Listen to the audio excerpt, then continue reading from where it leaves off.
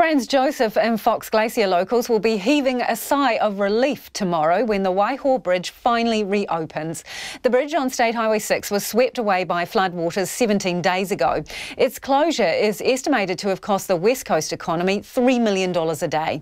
Our reporter Katie Todd and cameraman Stan McFerrier are in Franz, Josef.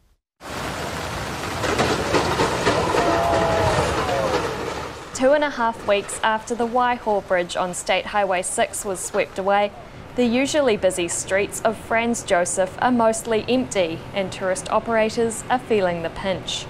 Billy Whiteman owns Snakebite Brewery and Alpine Glacier Motel.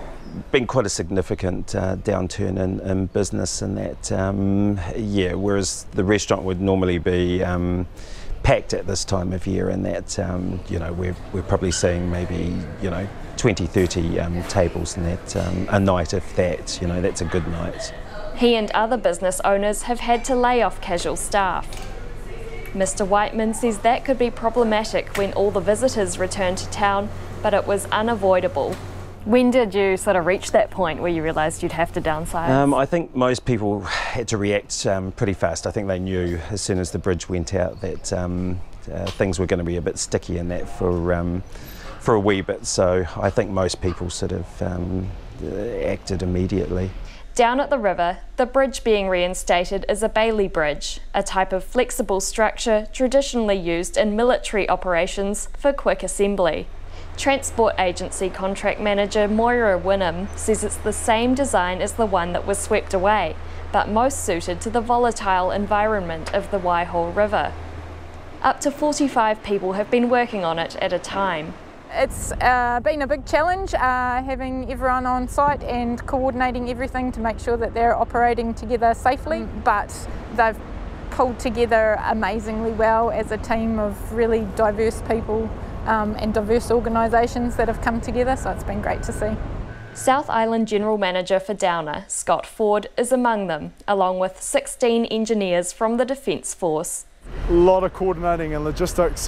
Defence Forces worked in really well, and that was, I guess that was the plan from the start of why we looked for them to get involved. We've done a bit of work with them in the past on other projects, and they know what they're doing. They've got skilled labour that understands Bailey bridges, and it's just helps speed the whole process up. It's Second Lieutenant Laura Bayfield's first time building a Bailey bridge apart from in army training. But she says Franz Josef locals have gone out of their way to thank the army and show their support, and it's been a good opportunity to learn. It's basically a free training lesson. There's been a lot of learning, a lot of challenges along the way. Different methodology, working with Downer, so they use heavy machinery to lift all their equipment, whereas we're used to doing it by hand, so that's been a huge change in our methodology, but it's been really good. The bridge will reopen with a ceremony at 11 o'clock tomorrow morning before the first cars are allowed across at midday. Billy Whiteman says it will be a massive day for the small town. We're only a small community, but everybody's pulled together, and we've made the best of a really poor situation, and we just crack on with things. I think that's the nicest part of this whole scenario, is it's really brought the community together.